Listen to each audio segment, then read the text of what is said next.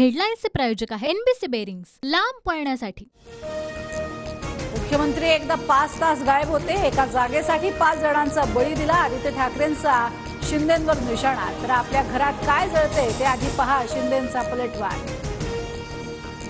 येत्या 15 दिवसात थेट दिल्लीत भाजपत प्रवेश होणार। एकनाथ खडसेंची माहिती। भाजपमधल्या जुन्या नेत्यांच्या आग्रहानुसार घरवापसीचा निर्णय घेतल्याची प्रतिक्रिया। संकटकाळात साथ देणाऱ्या शरद पवारांचा कायम ऋणी राहणार। घरवापसी वेळी खडसेंच्या भावना। भाजप प्रवेशानंतर खडसेंची राज्यपालपदी वर्णी लागण्याची शक्यता।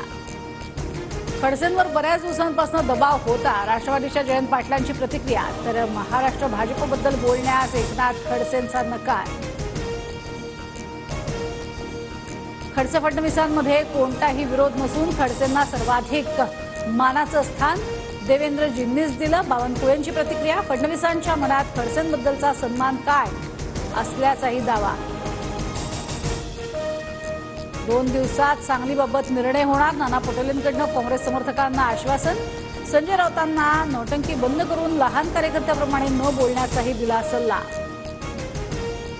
काँग्रेस हायकमांडशी बोलणं झालंय। सांगलीत ठाकरेंचाच उमेदवार, संजय राऊतांचा दावा। तर सांगलीमध्ये मैत्रीपूर्ण लढत झाल्यास ठाकरेंचं डिपॉझिट जप्त होणार, नितेश राणेंची टीका। बारामतीत सुप्रिया सुळेंना धक्का। पवार गटाचे जिल्हा परिषद सदस्य प्रवीण मानेंसह सोनाई ग्रुपचे संचालक दशरथ माने अजित पवार गटात नेत्रा पवारांना पाठिंबा देणार। अजूनही वेळ गेलेली नाही, वंचित आघाडीनं विचार करावा। नाना पटोलेंचं प्रकाश आंबेडकरांना आवाहन। प्रस्ताव दिल्याचीही माहिती।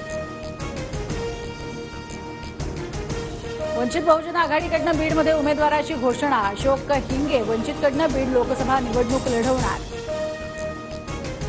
संजय निरुपम नावाच्या कचऱ्याचं स्वागत करणाऱ्यांचा जाहीर निषेध। निरुपम यांच्या शिंदे गटातील प्रवेशाच्या चर्चांवर मनसे नेते मनीष धुरी यांची टीका। माढामध्ये शरद पवार गटाचा उमेदवार मोहिते पाटील किंवा निंबाळकरांपैकी एक असणार, सूत्रांची माहिती।